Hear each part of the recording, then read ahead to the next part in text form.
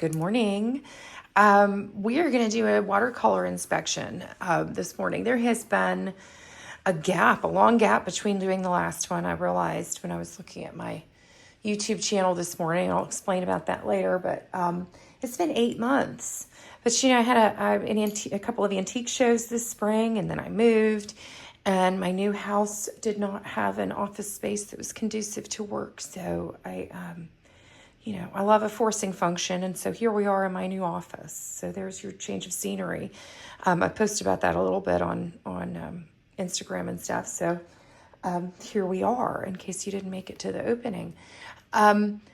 This is sort of a bigger one than we've done before together, and so I'm standing up at the moment. We'll see how this goes. I can see the whole painting. I'm just gonna make sure. Yeah, we're good here.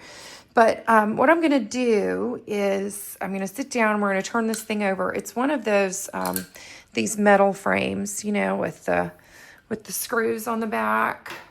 I'm gonna try to do this without hurting my lovely table. As I said, I haven't done this in a big one before.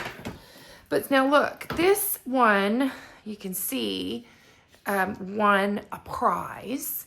And this gal, I found her, as I've said before, I find the best information, unfortunately, a lot of times in obituaries. And this gal was originally from California, then moved to New York, and then she moved to West Virginia with her husband. And during all this time, she started painting and became a member of the American Watercolor Society. And she taught. And then eventually, when she moved up to Maine, she became a gallery owner. Now look, here we are with an insufficient screwdriver, perhaps. Now, we've talked about that before too, right? Is if your screw is recalcitrant, you're not going to get anywhere by just sort of, luckily these are so short. But you're not going to get anywhere unless you push down. You need to create that pressure to overcome the resistance. Remember, we've talked about this before too. I am a former, oops, I just disturbed my camera stand. Let's fix that. We artists are rather handy, but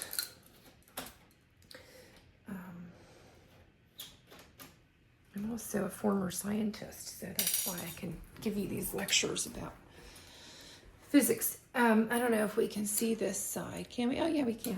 Let's see my new boots, too. I went shopping with my daughter this weekend because now that I have a daughter who is interested in clothes, that's kind of all she wants to do. It's not true. It's not fair. But you might remember what it was like, and I don't think I can really fault her being sort of a clothes horse myself. Ugh. This one's a little recalcitrant. I probably should be using a bigger screwdriver. But I don't have all my tools here at the new office. It's one of those things you find out as you go what you have been so used to. I'm going to leave that one for now. Let's see if I can get this one.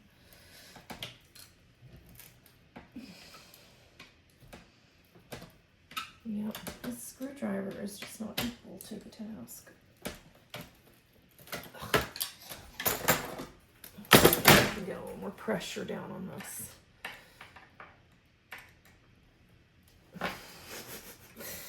Well, anyway, as I found out from Joy's obituary, she was sort of a localite, as we have found, just like our last gal. I mean, she did so many different things.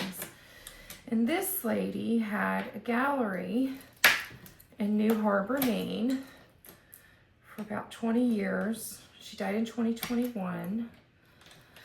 And even one of her paintings is on the cover of the American Watercolor Society's catalog. This one in 2020. So you know, she's quite accomplished, was. And that's, oh, so I was going to say, one of the exhibits that I'm doing, and why I'm working on this painting and a couple others right now. There you go. See, it's just been in there for a while. I actually was trying to find a date. I don't see a date on this either. But it would have been, I mean, this looks kind of, I mean, remember, when did we last type things out like this? This is probably at least from the 80s. These are the things that we keep and put with the reframing, because we are going to need to reframe this. I can tell from the map that there's some discoloration. And, let's see. As you remember, these just kind of come apart. And they're not really good for much. So we'll just kind of, I mean, it is aluminum, but I don't know if you can recycle frames. I'm sort of flying blind here. I don't know if you guys can see me. But now look. Oh, and see, they did this correctly. Look at this lovely decollage. She must have been a paper tearer. That's what my mom does. And her teacher tore their paper. Now, this is really good news. I'm so thrilled because I don't know if you can see this, but you see this discoloration on the mat? That worried me a little bit. But that is probably just some sun damage. And this painting is not the least bit damaged. It's in very good shape. And they put it down with the right fabric tape. And this is just a lovely painting. So I'm excited. I'm going to get this reframed. And that's actually what I was getting ready to talk about, was that what we're doing is I'm going to do an exhibit called Who's That Girl? And it will be of all these paintings by women artists who sort of didn't really have really famous careers, but were very accomplished. And, you know, a lot of times women kind of started doing things that are more, I guess, traditional homemaker kinds of stuff. And actually here what we'll do, I'm going to take we're going to break from tradition a little bit. And I'm going to mention, I mean, like this painting, which I know a lot of you guys have seen before, is what started my thought process on this. Because this gal was also an interior designer, and she was, loved traveling and loved, and I love reading these obituaries, and these women were so creative. And again, this brings to mind the blog post I wrote several months ago about Hephaestus and how the arc of a creative life is long. And people who are creative end up finding outlets for that. I guess I'll turn this around. But essentially what I'm trying to do here with the Who's That Girl exhibit is to tell you about women who have been, I guess, had their creative career, their artistic careers maybe truncated or sidelined. I have another one coming that we won't do a painting take apart video, but I'll maybe do a video about it. There's a lady who studied in Paris and then moved back to Indiana and became a farm wife, but then founded the Hoosier Art Society.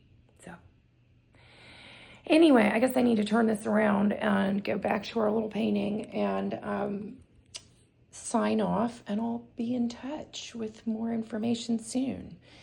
Let me know if you have any questions in the comments, or you know how to reach me on Instagram. It's the same as this. It's Sally Hess. Bye.